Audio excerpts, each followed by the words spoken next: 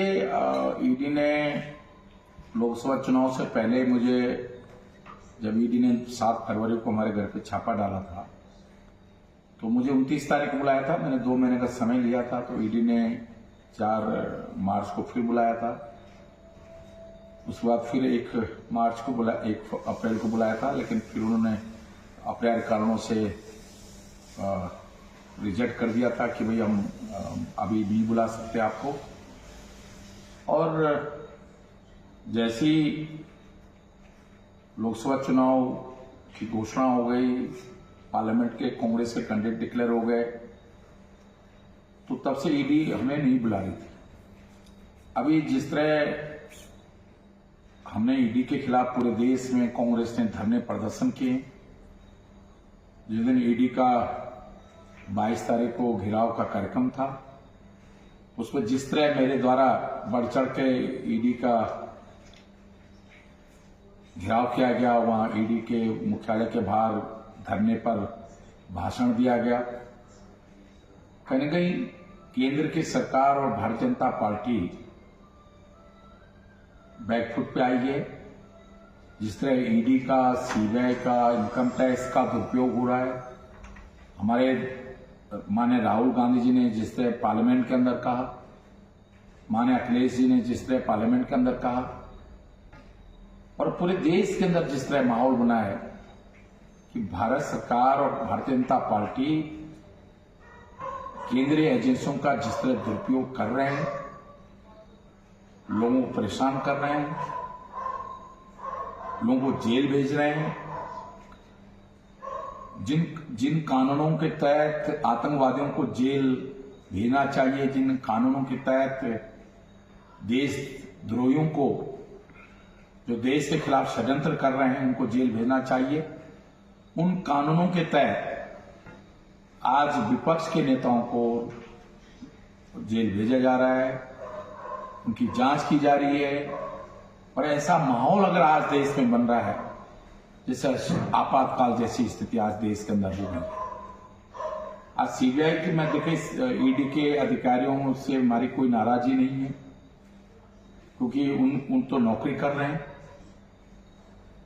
उनको जो निर्देश होते हैं। लेकिन आज जिस तरह ईडी ने मुझसे 11-12 घंटे बातचीत पूछताछ की है, पाखरो टाइगर सफारी उत्तराखंड के लिए एक बहुत अच्छा प्रोजेक्ट है। पाखरो टाइगर सफारी बननी चाहिए, और ऐसे अच्छे प्रोजेक्ट के लिए ईडी क्या, सीबीआई का कोई भी एजेंसी अगर मुझे सजा देने के लिए तैयार है, दुनिया की कोई भी अदालत, देश की कोई भी अदालत मुझे सजा देने के लिए तैयार है, तो मैं उस सजा को भुगतने के लिए तैयार हूं, क्योंकि मैंने एक अच्छे उद्देश्य के लिए काम किया, उत्तराखंड के भले के लिए काम किया। पाखरो टाइगर सफारी बनने से जीव जंतुओं का भी संरक्षण होता। जो बुजुर्ग टाइगर होते हैं, शिकार नहीं कर पाते हैं, उनको इन बाड़े में रखा जाता, उनकी उम्र बढ़ती, और उन टाइगर को देखने के लिए जो लोग टूरिस्ट आता, उससे लाखों लोगों को रोजगार मिलता। आज ये पाखरो टाइगर सफारी अगर बन गई होती, तो दिल्ली से लेकर कोटद्वार तक, जौलीग्रांट से लेकर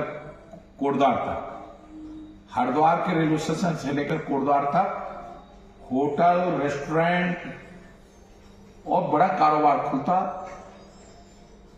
टैक्सियां चलती, एयरलाइंस को फायदा होता, होटल्स को फायदा होता, प्रत्यक्ष अप्रत्यक्ष रूप से लाखों लोगों को रोजगार देने का काम पाखरो टाइगर सफारी करता। मेरी मंशा सिर्फ इतनी है, मेरा दोस्त सिर्फ इतना ही है कि मैंने एक अच्छे उद्देश्य, क्योंकि अगर मैं सरकार में वन मंत्री बना हूं, आज मैंने देहरादून के अंदर जू बनाया है, आज उस दुनिया के अंदर टॉप 10 जू में अगर देहरादून जू का नाम आता है, तो मैंने कोई अपराध किया है? आज मैंने दून मेडिकल कॉलेज बनाया है, तो मैंने व्यक्तिगत मुझे कोई फायदा हुआ? आज उत्तराखंड के लिए मैंने रुद्रप्रयाग, चमोली, बागेश्वर जिला बनाया, तो क्या हरक सिंह रावत को उसका फायदा हुआ? ऐसी पाखरो टाइगर सफारी से उत्तराखंड का भला था, इस देश का भला था, और इस उद्देश्य के लिए उसमें जिस तरह मुझ पे आरोप लगाए जा रहे हैं, चाहे पेड़ कटाने का, मंत्री के लेवल पर पेड़ कटाने का कोई निर्णय नहीं होता है, ये अधिकारियों के स्तर पर काम होता है। डेफो की पोस्टिंग माननीय मुख्यमंत्री के स्तर पर होती है, वन मंत्री केवल सिफारिश कर सकते हैं। तो जो भी आरोप मुझ पे थे, आज मैंने ईडी के सामने सारे दस्तावेज के साथ उनको सारे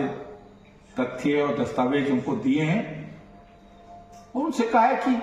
अब मेरा कहीं भी 1% भी दोष है, मैं कह रहा हूं 99.9% नहीं, 0.1% भी अगर हरक सिंह रावत का दोष पाखरो टाइगर सफारी में मिल जाए, सिवाय 2 जनरेटर के, और मेरे बहुत सारे लोग कहते हैं जनरेटर, भाई मैं मंत्री था उस समय, हालांकि मेरी जानकारी के बिना ये जनरेटर दिए गए थे।